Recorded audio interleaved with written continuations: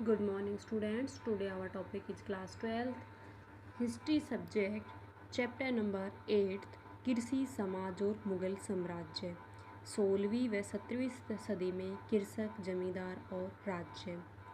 तो इस चैप्टर से पहले हम इसके 2 पार्ट्स हैं बट इसका जो सिस्टमेटिक ढंग है यानी कि सदी के हिसाब से तो वो हम सीरियल वाइज ये चैप्टर कर रहे हैं यहाँ पे। तो इसमें हमारे कुछ जो कीवर्ड्स दे रखे हैं इस चैप्टर से रिलेटेड, जो कंप्लीट चैप्टर में आपको कुछ वर्ड्स यूज़ होने वाले हैं, वो वर्ड किस प्रकार से इस चैप्टर में यूज़ किए गए, उनका मीनिंग क्या है।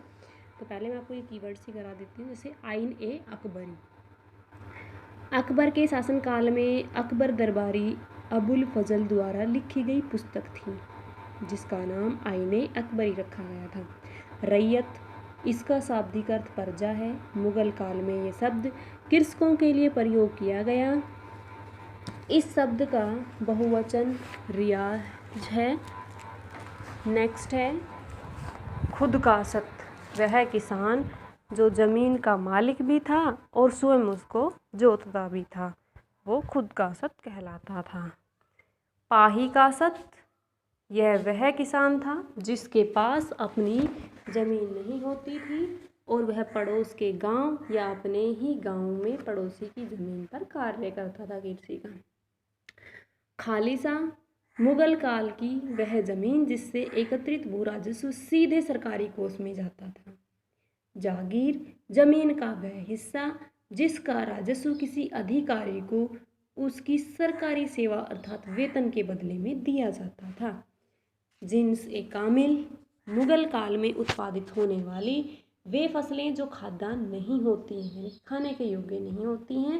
राज्य इन फसलों से अधिक कर प्राप्त होता था। रबी, वह फसल जो अक्टूबर नवंबर में बोई जाती थी और मार्च अप्रैल में काटी जाती थी, जिसके एग्जाम्पल हम बता सकते हैं गेहूँ, सरसों, जौ, चना इत्यादि। खरीफ, ये वे फसल है जो मई जून जुलाई में रोपित की जाती हैं और अक्टूबर नवंबर में काट ली जाती हैं, जैसे कि बाजरा, चावल, अरहर, कपास, ज्वार इत्यादि। पुश्तैनी, वह कार्य संपत्ति जो पीढ़ी दर पीढ़ी चलता आता है। मलाहजाज, मल्लाह वह व्यक्ति होता है जो नौका चलाता है और उसका पुत्र मलाहजादा कहलाता है। खेतीहर, वह व्यक्ति जो स्वयं जमीन का मालिक नहीं होता बल्कि कृषक के साथ मिलकर मजदूर इत्यादि के रूप में कार्य करता था। मारिस या मिरास, किसी भी व्यक्ति को उसकी सेवा के बदले भूमि दी जाती थी, उसे मिरास या वतन भी कहा जाता है। जंगली, वे लोग जो जंगल में निवास करते हैं। कारवां, सामूहिक रूप से पशु व गाड़ियों के साथ व्यापार करने वाले लोग। जमींदार, मुगल काल का वह व्यक्ति जो जमीन का मालिक होता था, वह अपनी जमीन बेचने, खरीदने व हस्तांतरण का अधिकार होता था।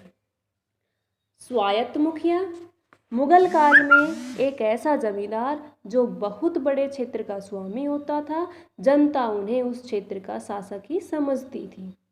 जरीब, जमीन का नापने के लिए प्रयोग की जाने वाली लोहे की जंजीर जरीब कहलाती थी। सिजरा, किसी गांव या शहर क्षेत्र का कपड़े पर बनाया गया नक्शा सिरजा कहलाता था। इसमें निवास क्षेत्र व कृषि क्षेत्र का उल्लेख होता था। पोलज, मुगल काल की वह कृषि जो भूमि सबसे अधिक उपजाऊ थी, उसे पोलज कहा जाता था। जमा, मुगल काल में किसी क्षेत्र विशेष के लिए निर्धारित लगान दर जमा कहलाती थी। हासिल, मुगल काल में किसी क्षेत्र विशेष से जितना कर एकत्रित होता था वह हासिल कहलाता था। टकसाल, वह स्थान जहाँ किसी राज्य अथवा देश की मुद्रा छपती थी, वो आज भी छपती है, वो टकसाल कहलाती थी। मुकद्दम, मुगल काल में गांव के मुखिया को कहा जाता था। एक छोटा गणराज्य, भारतीय गांव के लिए अंग्रेज लेखकों द्वारा प्रयोग किया गया शब्द। पायक, असम क्षेत्र में पैदल सैनिकों को पायक कहा जाता था। सफावी, ईरान के शासकों को सफावी कहा जाता था। तो ये था हमारा जो इस चैप्टर का कीवर्ड्स था।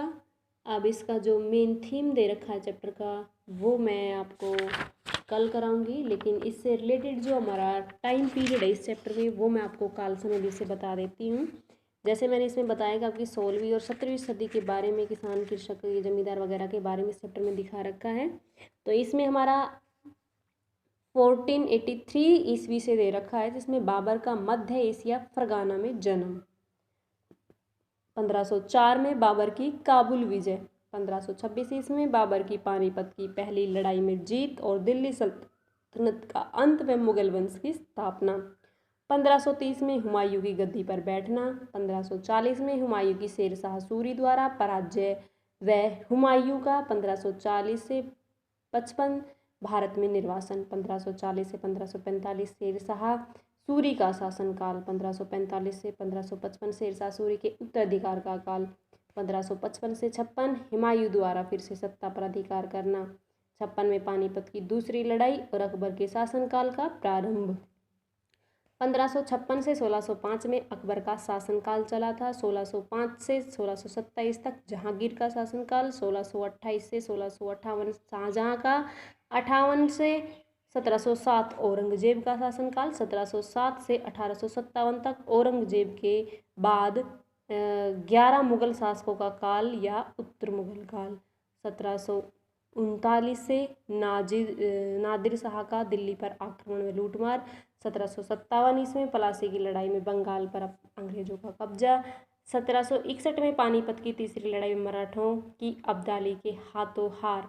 1765 में बंगाल, बिहार, उड़ीसा में अंग्रेजों की दीवानी अधिकार की प्राप्ति। 1857 का जन विद्रोह। अंतिम मुगल बादशाह को बंदी बनाकर वर्मा की राजधानी रंगून भेजना। तो ये था हमारा जो कि टाइमलाइन दिखा रखी थी, काल रेखा जो दिखा रखी थी 1483 से 1857 ईस्वी तक का टाइम पीरियड इसमें इंक्लूड कर रखा है। तो इसके बाद जो इसकी थीम दे रखी है चैप्टर की, वो मैं आपको कल नेक्स्ट वीडियो में कराने वाली हूँ। तो आपको सबसे पहले ये टाइम पीरियड याद रखना होगा कि किस ईयर में क्या हुआ था, इसीलिए आपको ये पूरा टाइम पीरियड जो दे रखा है ये टेबल, ये कंप्लीट आपको लर्न करनी होगी। इसी पर आधारित हम आगे अपना वर्क करेंगे। Thank you student.